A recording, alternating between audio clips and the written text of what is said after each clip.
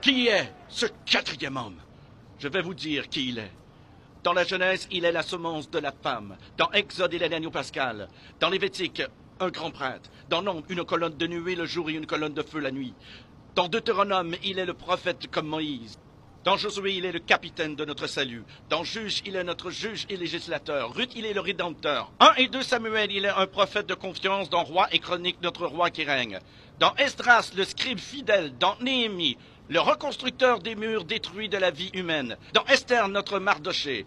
Dans Job, il est l'aurore du ciel et notre éternel rédempteur. Dans Psaume, l'Éternel notre berger. Dans Proverbe et Ecclésiaste, notre sagesse.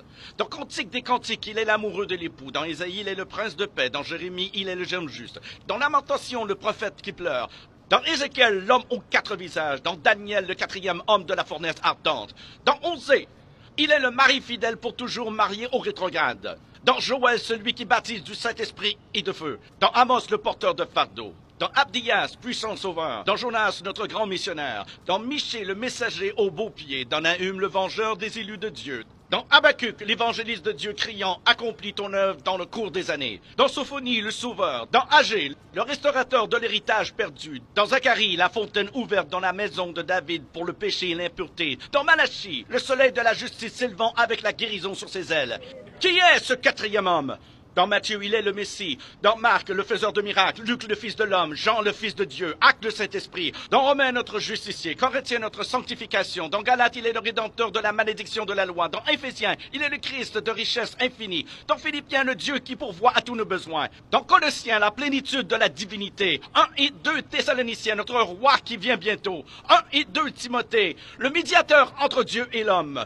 Tite, notre fidèle pasteur. Philémon, notre ami qui est plus proche qu'un frère.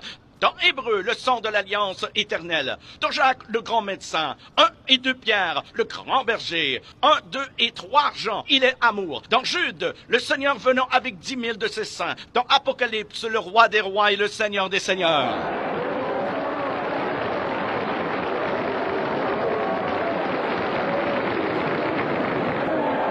Qui est ce quatrième homme? Je vais vous dire qui il est. C'est le sacrifice d'Abel. L'arc-en-ciel de Noé, le bélier d'Abraham, le pluie d'Isaac, l'échelle de Jacob, les fardeaux d'Ézéchias, le sceptre de Judas, la verge de Moïse, le manteau d'Élie, le bâton d'Élisée, la corne d'huile de Samuel, la fronde de David, la figue hâtive d'Ésaïe, le cadran solaire d'Ézéchias, les mouchoirs et le linge de Paul, le rocher de Pierre, la cité de perles de Jean. Il est un mari pour les veuves, un père pour les orphelins, pour ceux qui voyagent en pleine nuit. Il est l'étoile brillante du matin, pour ceux qui marchent dans une vallée solitaire. Il est le lys des champs, la rose des sables, le sarment de vie et le miel du rocher. Qui est-il? Qui est le quatrième homme? Il est Jésus! Il est Jésus, le Fils de Dieu!